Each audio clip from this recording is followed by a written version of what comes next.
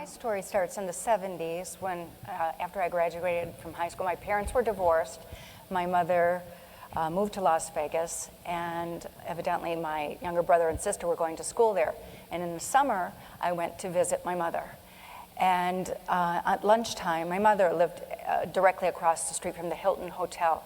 So me and my two younger sisters and my one brother went across the street to the Hilton to eat lunch. We ate lunch, and then we're just walking around the hotel, and we were in the gift shop, and I was standing by the gift counter with my sister Cecilia, and my sister Michelle was there, which I didn't even know or remember until just a few years ago. So my brother told me just a few years ago, evidently, what was going on behind me I wasn't aware of. But somebody put their arm around my neck and leaned in and said, "Will you marry me?" And I turned around, and I smiled. It was Bill Cosby.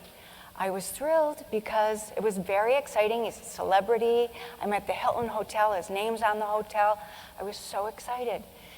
A little bit about my brother. He said his experience was Bill Cosby, he saw him walking towards me. He pushed my brother out of the way and made a beeline to me.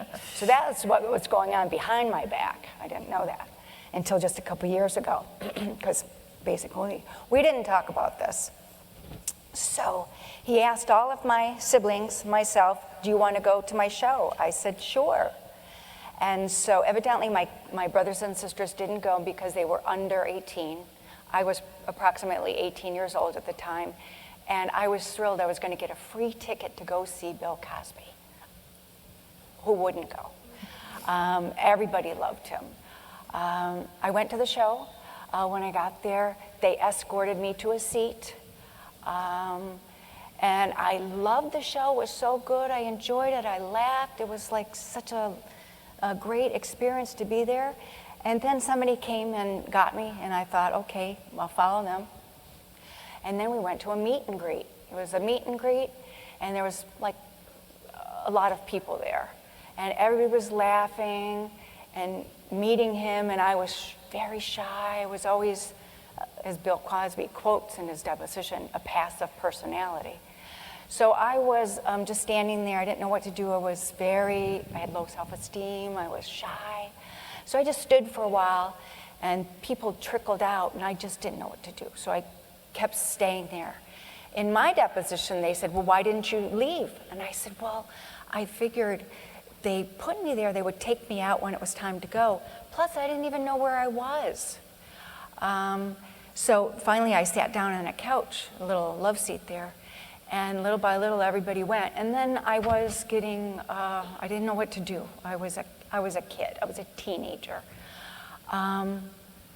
It was, I guess, even fearful meeting a celebrity. That was intimidating. I was intimidated by the celebrity of who this guy was.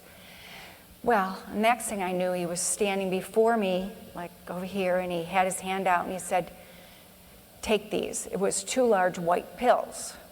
Well, I went to Catholic school. I was taught to be obedient. I was, as I said, I didn't have the highest self-esteem, and I didn't have a repertoire of knowledge about what to do in this kind of a situation. I took the pills. I didn't anticipate what was going to be happening afterwards. Evidently, I passed out, but when I woke up, I was standing, kind of leaning forward, and I looked in the mirror, and I saw what was happening to me. I was being raped from behind, and I saw that, and I know that happened. I saw it, but then evidently I passed out again. Well, my next memory is, unfortunately, I'm outside of the hotel. It's pitch dark. I'm standing there by myself, just ditched like garbage. Just, how did I get there? And then my next memory, I don't even know how I got home, and thank God I got home. My next memory is I was in front of my mother, telling my mother what happened.